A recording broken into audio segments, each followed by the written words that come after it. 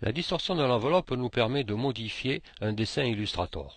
Dans l'exemple qui va suivre, on va modifier ce dessin, en l'occurrence ici un texte, mais un texte vectorisé aurait fonctionné exactement de la même manière, ou n'importe quel dessin. Là, on va faire en sorte que ce texte ici épouse la forme de l'étoile. On met le texte dans l'étoile, par exemple. On fait en sorte que l'étoile, dont la forme de référence, soit en premier plan. Menu objet, disposition, premier plan. On va donner une transparence à la couleur de fond. C'est pas obligé, mais comme ça on voit mieux ce qui se passe. Je sélectionne l'ensemble et je fais menu objet, distorsion de l'enveloppe. J'ai trois options. Là on va choisir celle-ci, créer d'après l'objet au premier plan. On verra les autres par la suite. Automatiquement, mon texte s'est construit en fonction de l'étoile. Je peux bien sûr prendre la flèche noire et déformer mon étoile, ou la flèche blanche, par exemple. Maintenant, j'aimerais agir sur mon texte. Pour ça, il faut que je fasse menu objet, distorsion de l'enveloppe, modifier le contenu. J'ai accès à mon texte. Évidemment, ici, si j'avais un texte long, pour sélectionner la bonne lettre, c'est pas évident. Alors la solution, elle est simple. Il suffit que je fasse menu affichage, repère commenté. Et là, j'ai accès aux lettres et je sais exactement quelle lettre je vais modifier. Ici, en l'occurrence, je vais tout sélectionner et je vais taper, par exemple, l'étoile.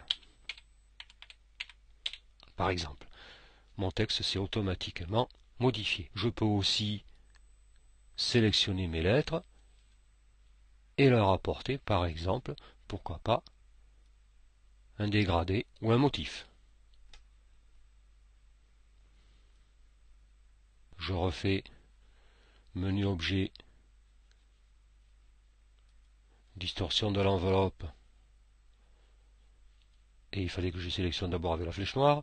Je sélectionne l'ensemble, menu objet, distorsion de l'enveloppe, modifier l'enveloppe, et là je vois que mon dégradé a suivi la déformation. Mais ce parce que on a coché un réglage de cette fonction.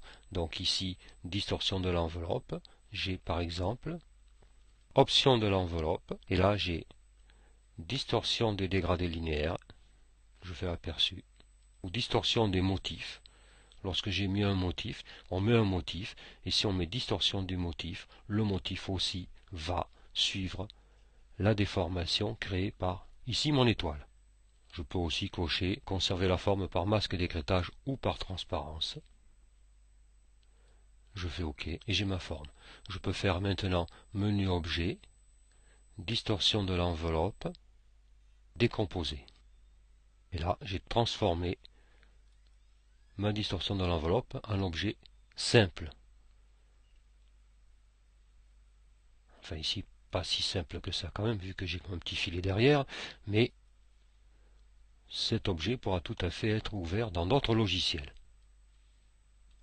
Une autre option aussi. Par exemple, je vais taper un texte. Par exemple, je l'agrandis. Je pourrais le vectoriser ou non, ça n'a aucune importance ici. Et je vais faire de nouveau menu objet, distorsion de l'enveloppe, créer d'après une déformation. Je clique sur aperçu. J'ai différentes possibilités, comme ici le poisson. On peut agir sur les réglages, bien entendu. Horizontal ou vertical.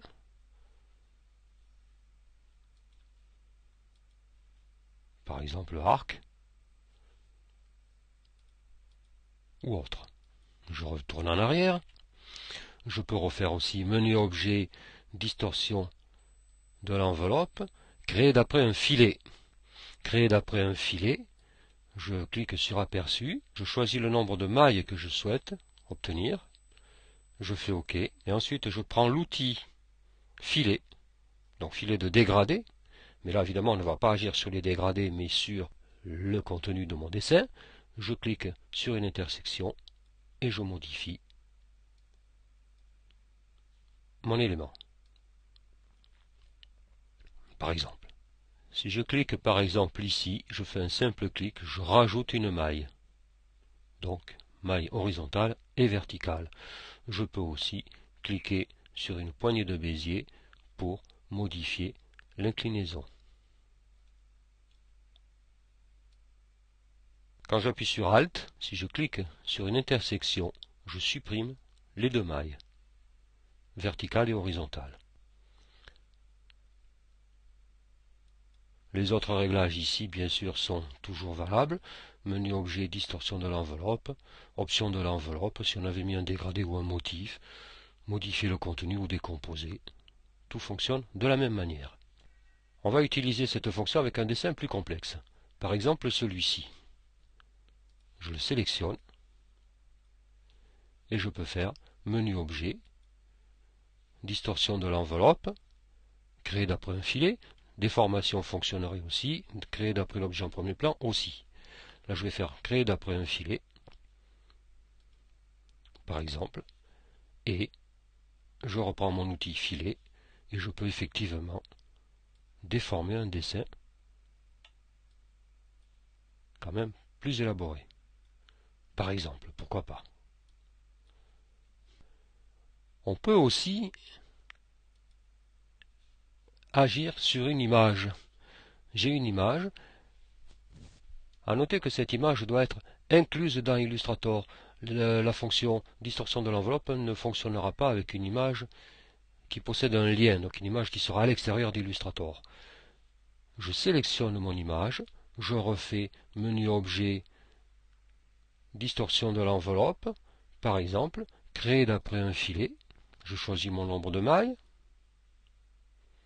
évidemment ça prend un certain temps, c'est normal, voilà, je fais OK, je prends mon outil filet, et je peux tout à fait modifier mon image, par exemple.